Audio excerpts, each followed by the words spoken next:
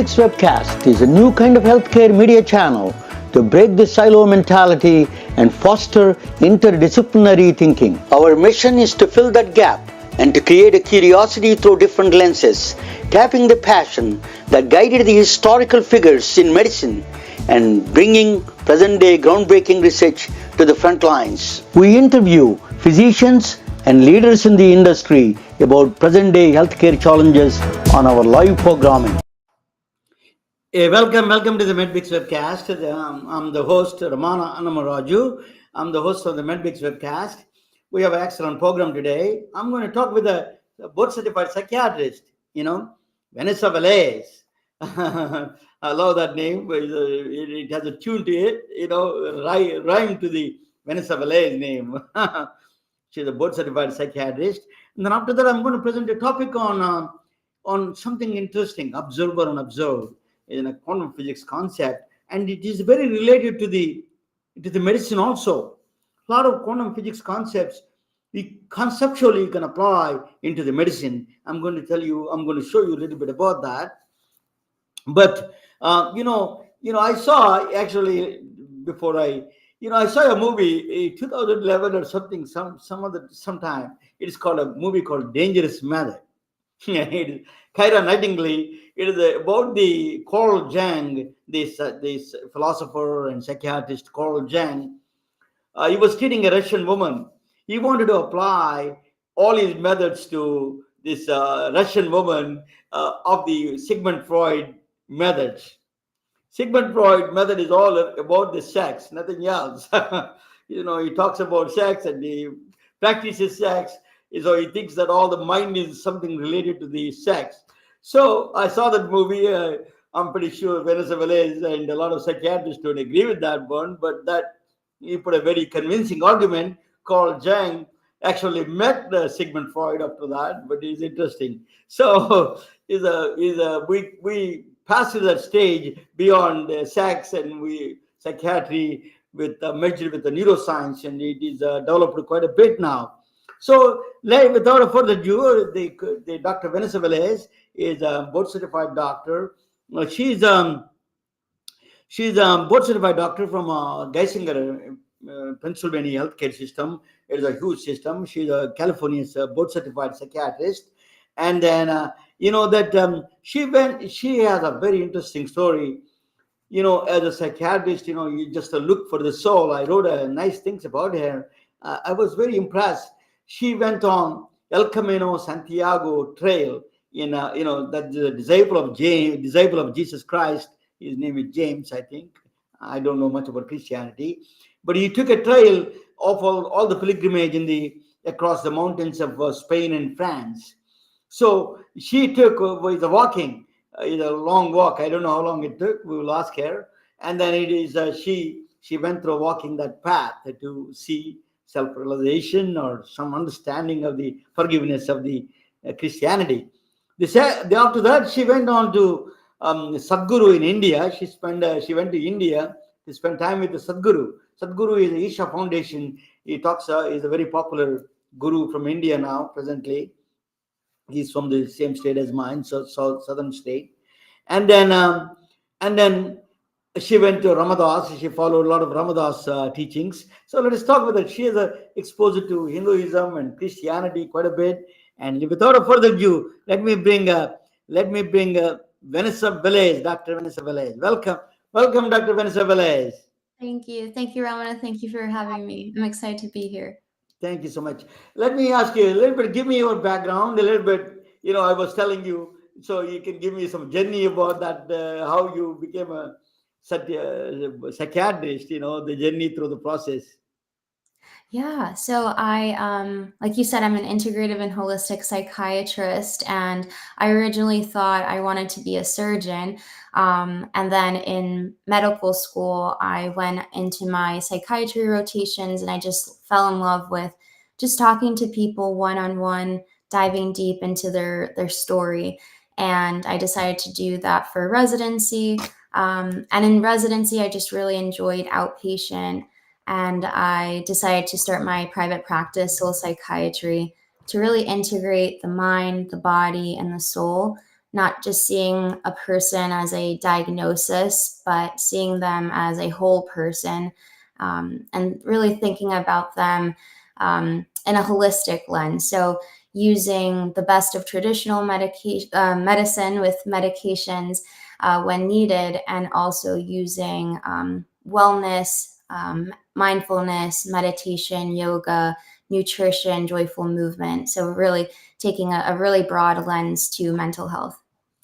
Vanessa, the mental health brought a lot of catastrophe in the world. The pandemic brought some catastrophe. After the pandemic, a lot of people are feeling that pressure. Even the still left over is a bigger than economic crisis. They say a mental health crisis. What is the misconception people have about the mental health in general in the United States or around the world? What is we all think wrong about it or right about the mental health? Yeah, this is a great question. You know, we forget that the body and the mind are one. And so sometimes we look at them as separate. So it's really important to really unite them. And also, that spiritual part is so important because the way I think about it is that there is a hole in the soul and we try to fill it with external things. So it's really important to look within and connect ourselves to something larger. And so I think that the crisis is really about a lot of isolation, a lot of looking outside for validation, for affirmation. And we've been really chasing different things like money and credentials or positions, power. And so there's a bit of disconnection there. I also feel like we're disconnected to the health of our planet as well. And so it's so important to consider, the health of our planet in addition. I don't know whether you forgot to mention that one thing we all know. I'm in Silicon Valley. Technology created a lot of pressure to people, undue pressure on them. What is a psychiatrist and all your mental health professionals think about these technologies pressure on people? Yeah, there's a lot of pressure from social media, and these apps are really meant to be addicting, right? We constantly are checking them. We're constantly switching from one application to the next, Instagram, Facebook, LinkedIn, our emails. And so it's really played um, it's really affected that dopamine, those neural pathways, and also that comparison, thinking that the life of someone else is so much better because of the way they curate their social media. So there's a lot of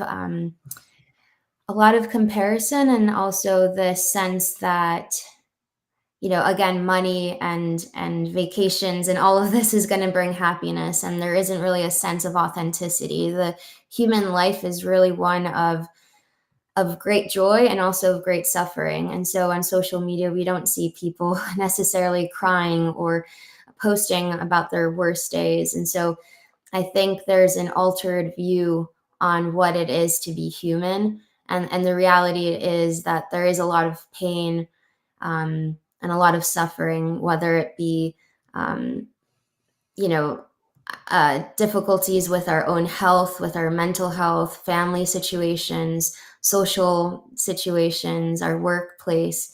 So I think it's really important to come back to what is it to be human and to have a real human experience and to have room for all emotions. So human connections, that is, I went to see my kids nowadays. When I go and see the next generation of kids, they're all on phone. They're not talking with anyone, and they're not even communicating properly. And then if they communicate, they look snappy, and it's really problematic.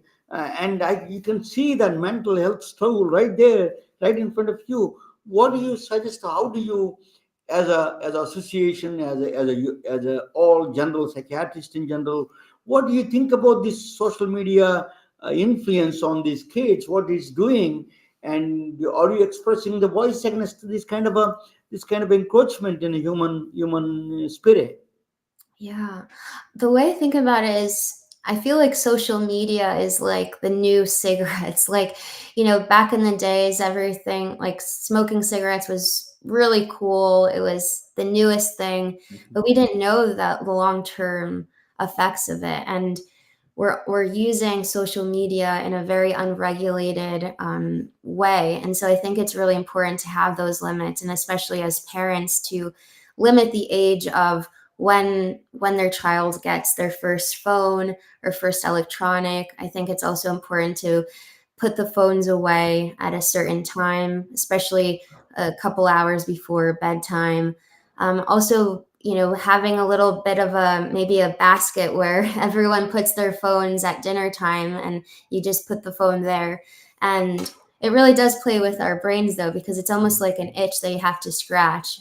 But if everyone is doing it together, where they're, really being intentional of how we're using social media, I think it could create, it's just space for authentic human face-to-face communication. I guess from your last name, Vanessa Vélez is a Hispanic background. I'm from an Indian background. And we have a lot of ethnic backgrounds coming to this country. It's a pot, a melting pot. So they go through a lot of emotions, a little bit. Every race has that brings some baggage along with these immigrants, baggage, whatever you call, or whatever it is, some kind of a baggage, cultural baggage or religious baggage, they bring it together. How do you so how do the mental health and that part of the baggage works? How do you reconcile each other?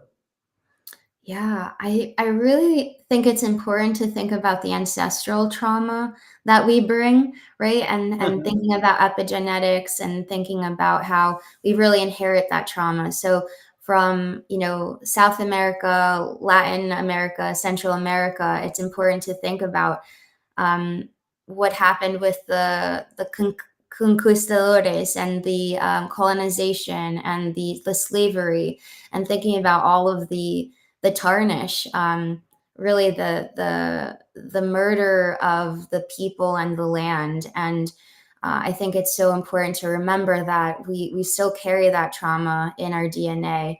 and and then also being first generation, that is another really important experience to recognize that, at least for me, when I go back to Colombia, I'm not Colombian. And then when I'm in this country, I'm not American. And so it's like this in between space where it's really hard because everyone wants to put, we all want to make, our brains want to make it very simple where we try to put things in boxes and organize it in that sort of way. So it's hard when you don't fit into a certain box and you're kind of in two lands and you don't have much of roots anywhere. So I think it's important to, yeah, remember that ancestral trauma, thinking about coming to another land, and not having those roots, I think is important. And then also having that sense of universal consciousness that we are on one planet, and so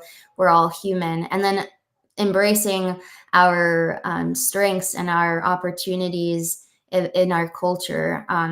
At least, in Latin America, it's such a culture of strength and determination and perseverance. And so many people have had to cross to the United States through the desert or through whatever means, through planes or boats. And so there's a real determination and a real also suppression of one's own needs. And so for a very long time, we've been in that survival mode and suppressing our feelings.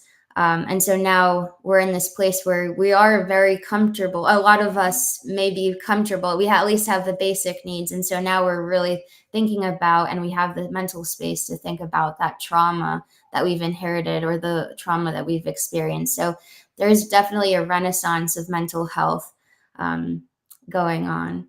You mentioned a very interesting point, the epigenetics. Even though the generation did not don't experience that kind of a trauma, but through the epigenetics, they feel that. I heard that, for example, in African Americans, the feeling of discrimination itself shortens their telomere, the lifespan itself.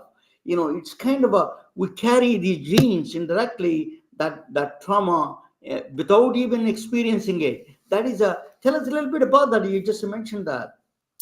Yeah, definitely. Our genes can, the expression of them can either there can be turned off or turned on depending on our environment. And so it's really important to nurture that environment. And yeah, and our ancestors can have gone through all of these traumatic events, and there might be this weird sort of ache in our souls, or just a disconnection to our bodies, or just um, small, certain triggers that can happen to us. And we might not know necessarily where that came from, but it might have come from our grandparents going through severe poverty or starvation, or, or difficulties with slavery, or whatever it may be, the Holocaust as well. And so I think it's really important to remember that when we're healing ourselves, we're really healing our ancestors and generations ahead of us. So, yeah, it's important to consider.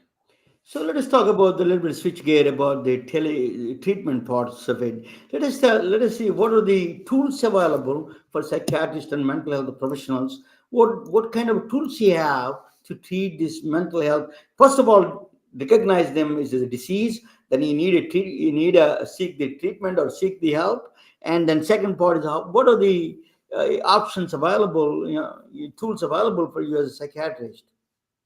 Yeah, so that's really important to consider and remember that the spectrum of mental health can be, certain episodes of possibly depression or anxiety. And then it could be as severe as lifelong schizophrenia, lifelong bipolar disorder, lifelong, depression and anxiety as well. So there are many different treatments and modalities. Sometimes those medications or those treatments can be short term, and sometimes they can be lifelong. So really considering, the body, the mind, the soul, the spirit. So body, thinking about the physical health. Are we thinking about, hypothyroidism or anemias or vitamin deficiencies? What's going on with the physical health? And then the psychological health. What are our thoughts? Are the quality of our thoughts? Are they more helpful or not so helpful? Are they fast? Are they slower? What's going on with our minds, our beliefs? Are they limiting us possibly? And then our emotions. It's really cool how emotions are called feelings because we actually feel them in our physical body. So connecting with that. And there's so many different modalities now with somatic therapies like EMDR, somatic experiencing. So really considering that. Also our spiritual health, having a connection to something larger, having that faith, that trust, the surrender, just embracing that love, that essence. And then also considering the health of our society at large. And then also the planet. So there are many, many tools. It could be medications, it could be talk therapy, somatic therapy, um, equine therapy, using yoga, acupuncture. It really depends on what the person is going through. But there are many tools in the toolbox, like you mentioned. I had a good friend. His name is I'm still have his name is Arsha Wahab. Is one of the well-known psychiatrists. Arsha Wahab one time told me when I was in Emory University. He mentioned to me one time talk therapy. I didn't have any understanding of talk therapy. He said that if you give medication, it affects the entire brain. Talk therapy has a power to change that particular. Somebody says that you're a bad person. That particular pathways you can fix through talk therapy. He said that that is very interesting. After that, I changed my mind about that. I didn't know anything about it. So tell a little bit, talk about a little bit about talk therapy. Yeah, so talk therapy is incredibly powerful, and it is almost like brain surgery in a way. Um, and so there are many different types of theories. It could be cognitive behavioral therapy, it could be dialectical behavioral therapy, um, psychodynamics. So there are many different lenses on the therapy. But there is something really powerful when we have that opportunity to tell our story, to really express ourselves. There's so much healing in telling our stories and making purpose and meaning out of tragedy and difficulties, and having someone really accept us as we are, really embrace us so that we feel heard and seen and felt. I think that's where the true healing happens between the doctor, the therapist, and the patient.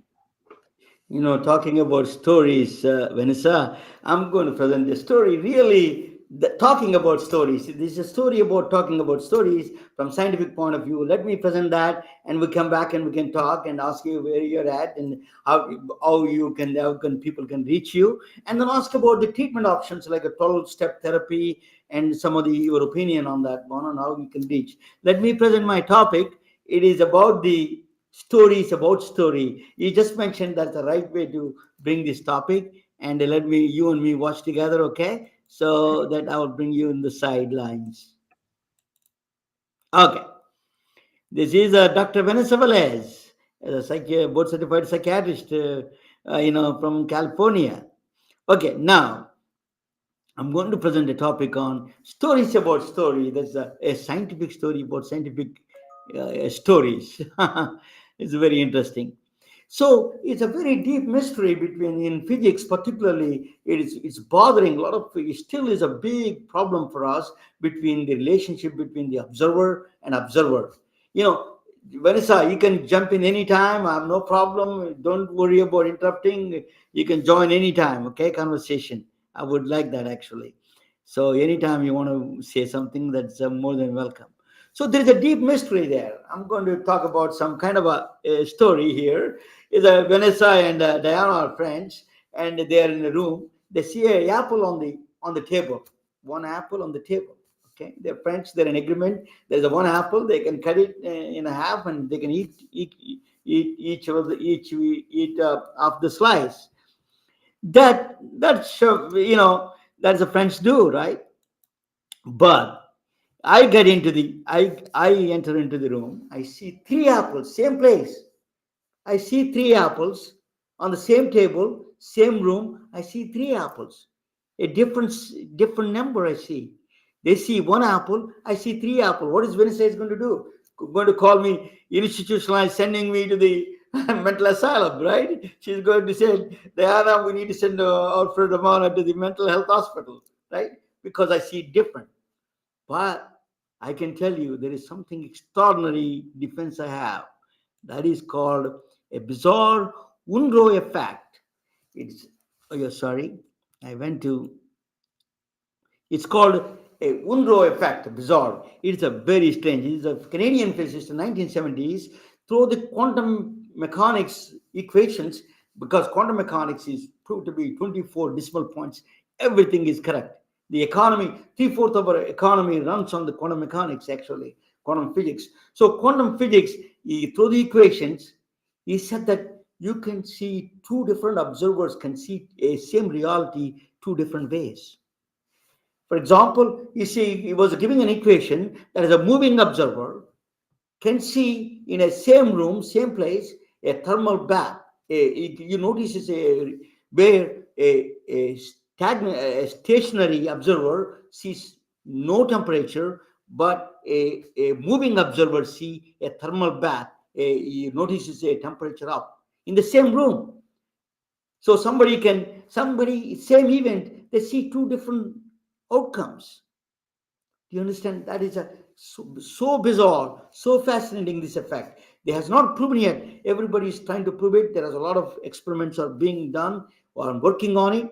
They want to prove this effect. It's observer effect. Observer is realities are manifesting to different observers. It's called Unro effect. So so if you say, if you flip a coin, one observer one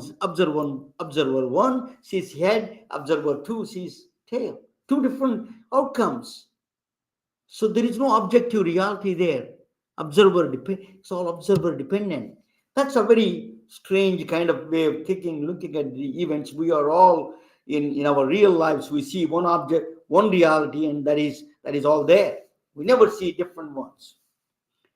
But Albert Einstein made a comment about this and say, If I don't look at the moon, doesn't exist. So observers make a difference. Their reality may be manifesting into different things for different observers. That's very strange in the physics world of physics. So what, according to this Monroe effect, both realities are true. I can eat actually 3 apples in the same room. I can give each one of them 3, each one of us 1, and then eat 3 apples. It's not a perception; it is a reality. I wanted to make reality is very different. It's not a perception; it's a reality. So they may see 1 apple, I see 3 apples. It raises a lot of profound questions about of the reality itself, right?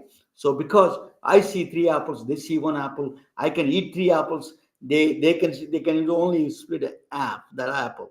So we see 2 different things. It's not a perception. These are realities. 2 realities we are manifesting in each other. So I'm going to show you a video explaining a little bit about that you will see. This video will explain a little bit about this, what is causing this, what really in physics says that. Okay.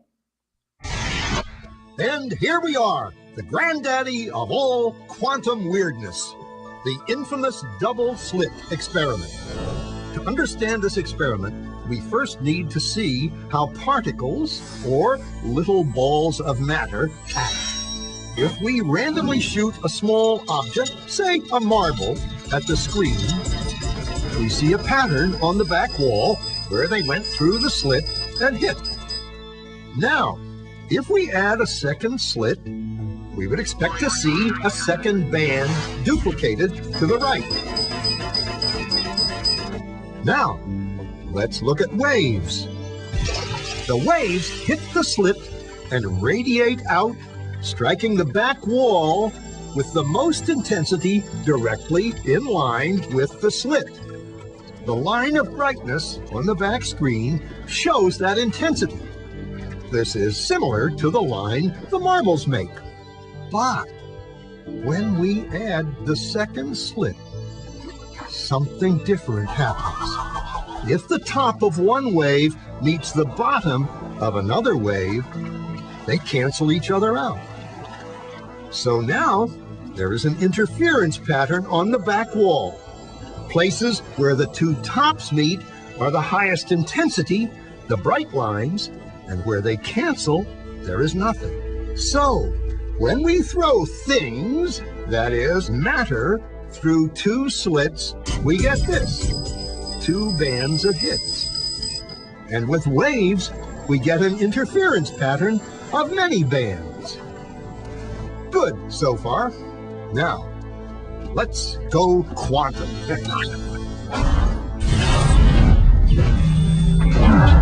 An electron is a tiny, tiny bit of matter, like a tiny marble. Let's fire a stream through 1 slit. It behaves just like the marble, a single band. So, if we shoot these tiny bits through 2 slits, we should get, like the marbles, 2 bands. What? An interference pattern. We fired electrons, tiny bits of matter through. But we get a pattern like waves, not like little marbles. How? How could pieces of matter create an interference pattern like a wave? It doesn't make sense. But physicists are clever. They thought, maybe those little balls are bouncing off each other and creating that pattern. So, they decide to shoot electrons through 1 at a time. There is no way they could interfere with each other. But after an hour of this, the same interference pattern is seen to emerge. The conclusion is inescapable. The single electron leaves as a particle, becomes a wave of potentials, goes through both slits, and interferes with itself to hit the wall like a particle. But mathematically, it's even stranger. It goes through both slits, and it goes through neither. And it goes through just one, and it goes through just the other. All of these possibilities are in superposition with each other. But physicists were completely baffled by this. So they decided to peek and see which slit it actually goes through. They put a measuring device by one slit to see which one it went through and let it fly. But the quantum world is far more mysterious than they could have imagined. When they observed, the electron went back to behaving like a little marble. It produced a pattern of two bands, not an interference pattern of many. The very act of measuring or observing which slit it went through meant it only went through one, not both. The electron decided to act differently, as though it was aware it was being watched. And it was here that physicists stepped forever into the strange never-world of quantum events. What is matter? Marbles or waves? And waves of what? And what does an observer have to do with any of this? The observer collapsed the wave function simply by observing.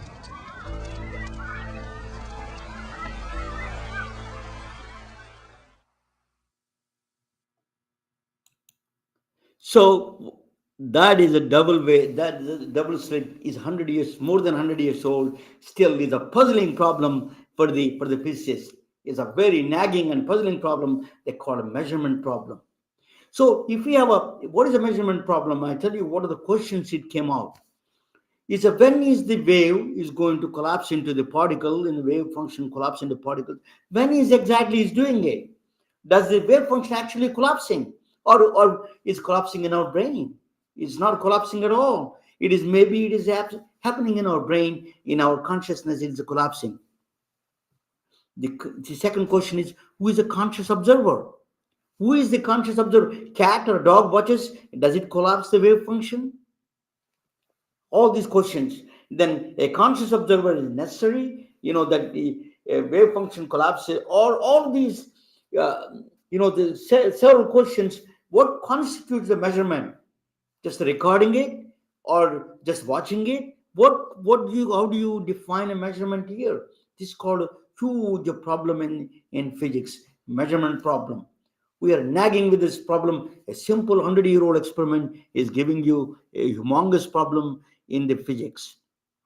So observer can then John Wheeler, a physicist, is actually a colleague of the Albert Einstein. He worked in the same place in the Princeton University, Princeton School in the physics department. John Wheeler is a very well-known celebrity physicist. He threw another wrench on this whole thing. I tell you what that is. It is. I'm going to explain to you the analogy. It's not exactly that analogy, but it is easy to understand. It is called a delayed choice experiment. He threw another wrench. Okay, what he did was, suppose you have two paths. One is a path of doctor's path.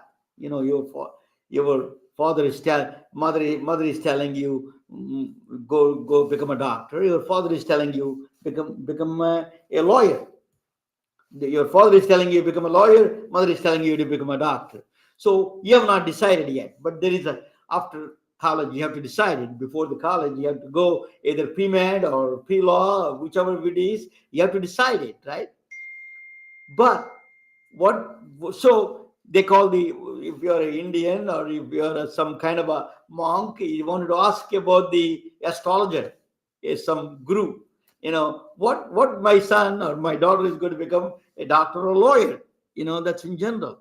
So astrologer says, she's going to be a doctor, he's going to be a doctor. And say that, no. Then the guy says that, no, I'm not going to trust this guy. You write it down. And before I go even to the college, pre-med or pre-law, you write it down and I will come back and check it. I will decide what I want to become. So the astrologer said that, okay, I'm going to write it down for you and then close the envelope. Then he became a doctor. And then after 10 years, the event is already passed. He cannot change it. His envelope is sealed. So then he goes back and open the envelope. What do you see? You took the doctor's path. Astrologer was telling doctor's path. Oh, that's a luck. What is that big deal? I'm going to somehow you can change the profession itself. You become a lawyer, then go back and check the envelope. It says you're taking the lawyer path. You can change a million times back and forth. It is every time you change it, it is saying the envelope is changed. Envelope is saying that you took that path. How could be possible? It is impossible. That is only two ways you can determine the answers for that is either the astrologer has a prior knowledge of what you do, or he went back indirectly through mental capacity, is changing the past. It's more likely changing the past. Sounds like changing the past or prior knowledge he has. So you're going to change that. That is a very strange phenomena you throw into the schizophrenia. It's almost like schizophrenia that he not only that is what I would call it as a schizophrenia nature of quantum phenomena. What he did was the event that the quasars brings the rays, the light emits in the quasars 50 billion years ago. It has to go when it goes to a galaxy that is a gravitational lensing they call. It goes one way or other way, or it goes both ways. It depends on the measurement you do. So actually you put a detector there, which way you're coming in, it shows up at the end the way you're detecting it. So the path is already left 50 billion years ago. It is changing the way you measure at the end. Suppose you open up and say, I'm not going to measure it, I'm going to sit down, and then you see the interference pattern means it went through both paths. Or you put the detector on the one side of the galaxy, then it shows I went through that side. The event is already changed 50 billion years ago. It is changing the path. The past is not that real. Past is a construct, maybe. They throw a wrench in the quantum physics about the past. Then that is a bigger problem. John Wheeler said that. So I'm going to give you another example of in physics we call them Bob and Alice. They're lovers, they're friends and lovers, boyfriend and girlfriend. So Bob is trying to explore the what's going on in the black hole system. This is a thought experiment. You don't want to throw anybody in the black hole. But Bob is entering the black hole. So Alice, his girlfriend, is looking at from the Earth's point of view. He's looking at the Bob, his journey. Long way, he's trying to get into black hole. Into Interstellar, you must have seen an Interstellar movie. It is a little bit of that there. When he's entering in the black hole, it is actually, you can see at the end of the event horizon, there is a circle that a particular region of the black hole. Once you at that place, either the person got stuck or become ashes dead. She can go and collect ashes if he is really burned. It's reality, that is true, that you get the ashes. But from a Bob's point of view, he continues his journey without any problem. He doesn't know he's dead. He just continues. Maybe soul psychiatry come in the picture there. So it's a complement. It's called a black hole complementarity principle. It's proposed by Leonard Susskind. I met him actually. He's a guru of all physicists. But what he's saying is, in the black hole, your one person sees a dead, one reality, other one is continuing, nothing happened to them. It's two realities. They coexist each other. These are the extremes you see in certain extreme situations. But that can happen. That means even in extreme situation, you see two realities existing, very opposite realities exist. It's a very puzzling into us. So then there is a new one came in. His name is Nick Bostrom. Is a Swedish physicist, a Swedish philosopher, and then now he's in Oxford. He's a professor in Oxford. You throw another big problem into the system. He he published a very influential paper. Is called simulation hypothesis. What is simulation hypothesis tells us? So these are three options here. It has to be one of the options. It has to be. If it is not, if it is in our system, the universe has to be one of them. It is no, there is no advance in civilization because people are stupid. We see it right now. There's a billions of stars and trillions of stars, trillions of planets. There must be, if there is a life exists, there must be advanced civilization. But one possibility, all these advanced civilizations kill each other and there is no progress and there is death. That is possibility, because we can see through on our earth, we are so stupid. Neil deGrasse Tyson said that when you look at from the space, the earth, he wants to take all the politicians and show them up to the top and see how planet we all live in, this bounded by this planet. So the one option is there is no advanced civilization, all of them are going to be dead. The second one is, so there is a lot of quantum in 1,000 years from now. Think about the quantum computers in picture. A 16-year-old kid sit down and write a simulation. The simulation theory, he has the codes available. He can create you and me on the screens. A computer has a screen, simulation theory. So he can create a code, a 16-year-old board, and write and give us some free will and say, yeah, you get married and you have kids and you have a nice, he can write a code. That is, but the only way he doesn't do it, if I got bored of that one, he is not going to do it. But they both are not less possibility because there is a trillions of stars. Most likely there is advanced civilizations, and there will be the big trillions of people or very advanced civilizations. Somebody will not be bored, so he likes to create an ancient history of humans. So he created people like you and me, and then he write a story. Why he is doing that? He wants to listen stories. He wants to see what you do. Well, how do you tell your story? He wants to listen stories. He wants to see your outcome. You're going to commit suicide. You're going to go mental. You're going to physical. Are you going to love in person? He wants to see the outcome. He is interested in the story. That is the most likely possibility in the simulation hypothesis. Very, very interesting, right? So, in the simulation hypothesis, why is doing it?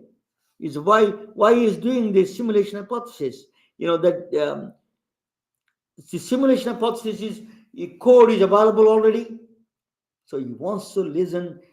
Illusion and free will, it creates some kind of a free will for you. It looks like a free will, but you are actually working on the computer, all touch and see and everything. You can create anything from your that mind. You can code something like that. Artificial quantum computers can do. We are getting the quantum computers soon. So he is listening the stories he wants to listen the stories. A 16-year-old kid, maybe that may be quite possible rather than anything else. We are all in simulation and he wants to listen to the stories of us. That's a fascinating idea, right? So if you see that, so what is that observer would say? Only that's left is stories left. It's all sights and sounds. Even if you're not in simulation, the sights and sounds are basically frequencies in the brain is basically recorded as just a raw data. So brain creates a story. It creates an elaborate story. More and research is showing that brain and mind are creating elaborate stories about us. Brain is telling a beautiful story about the world, our external environment. It is not just a raw data that, it filters a lot of things. For example, we have a gene of the dog that we can hear 1 mile away, but that's suppressed now. So it's filtering and giving you a story that makes sense. It is a confirmation bias. For example, we can feel that because brain is telling a story through confirmation bias. Some people already made up their minds and then They only read the things that they like. They don't see any contradictory evidence. That's one of the proofs of the brain creating a story. Placebo effect, they are telling you taking a sugar pill, then it's going to be cured. That's a very convincing for these people. These are all brain is creating a story, telling a story to you. That's one of the part of the strangest thing. So when a peekaboo universe, when a baby see that, that all mothers do, and you open the window, the baby is laughing, right? Once they see the baby, you can look at the baby and the baby is going to laugh at you in the peekaboo thing. But I tell you, what are you thinking? You think baby is thinking you're disappearing and coming back like a magic, right? That's why he's laughing, the baby. But I tell you, very interesting. It may be more than that. Maybe actually mother is disappearing. The universe is entirely disappearing. And actually on the baby side, it's not that is tricking the baby. Maybe it's real. The peekaboo universe come in and out of existence. And for that, all these scientists, very seasoned scientists, are on the side of the baby rather than here. William Monroe effect, I told you William Monroe, and Donald Hoffman is a conscious agent. Donald Hoffman is a cognitive scientist from California. What he says is that we are all conscious. We never had access to the truth. They're all like an interface on laptop. All the objects we see, just the interface. Then you see that Max Tegmark is a MIT professor. He's talking about a mathematical universe. There is nothing is there. It's all mathematics, numbers only. It's not a mathematical description. It's a mathematics itself, the world universe is. That's what he's saying. Then Anil Seth, a neurocognitive scientist from England, Sussex, he says that only there is a universal consciousness, nothing else. There's no proof anything else exists. Stephen Wolfram is a very, very well celebrated celebrity physicist and a computation. He was talking about a computational universe. We're computing. It's all based on computations. Creating that we are bounded by computational universe. Then you see Robert Lanza, he says that life creates actual reality. Life comes to existence with reality. Robert Lanza is a doctor from Boston. He's a very well celebrated, kind of a very well-known doctor, and he wrote several books on biosynthesis. So he says that all of them came through life. Life creates, you can create that 13 billion years ago. You can create in your mind that exists 13 billion years ago. And John Wheeler of all, he was saying that the reality is the figmentation is all mind's imagination. Is nothing is there. It's all imagination. He believes in 100%. He believes that is all these what you see is just the imagination. That is but what you left? Only thing is left is stories. Only stories are left. We are beautiful. What Vanessa was telling them, stories. Listen to the stories. They're not some kind of crazy stories. Talk therapy is a powerful story, listening story. Doctors, you're the advocates of the patients. You got to listen to the stories. If you want to be a true doctor, treating the mind, body, emotions, psychological, physical, mental, emotional, you need to listen to the stories. Stories tell a lot of things. That is a new branch of science. It's an interface. It is a narrative medicine. Is a medicine practiced with the competence to recognize, absorb, interpret,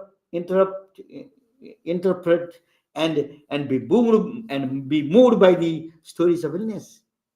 Doctors are the story. They let the patients are the storytellers, and then you are the center. Without sitting at your office, you can get all these stories to listen. What a blessing! One of my friends used to tell me when I was listening, when I was doing a physics degree, he said, "What is God's purpose for existence?" He said that The only God purpose is to listen to the stories of humans. The reason He created us to listen to the stories. So you're blessed. You're in that position as a doctor. You can listen to the stories of the people. That's really a blessing in my view. So she read the book. Rita Sharon wrote the book. Narrative Medicine is a very wonderful book to read it actually. So that is the. So what is the patient-physician relationship is? When you talk about physical medicine, I'm a doctor. What do you mean by doctor? Doctor means you have to understand the patient compliance problem. For example, patient compliance.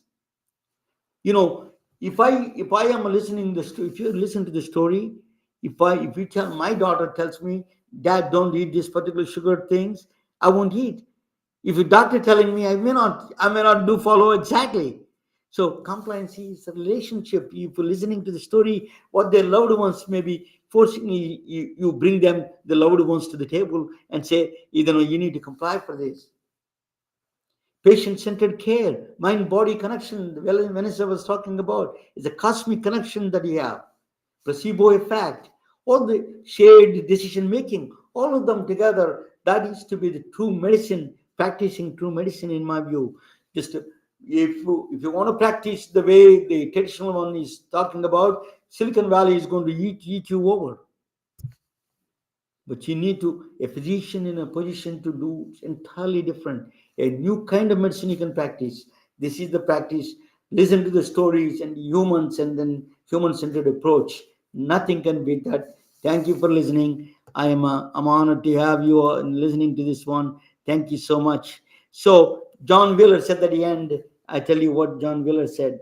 When we peer down into the deepest recesses of matter, or at the farthest edge of the universe, we see finally our own puzzled face looking back at us.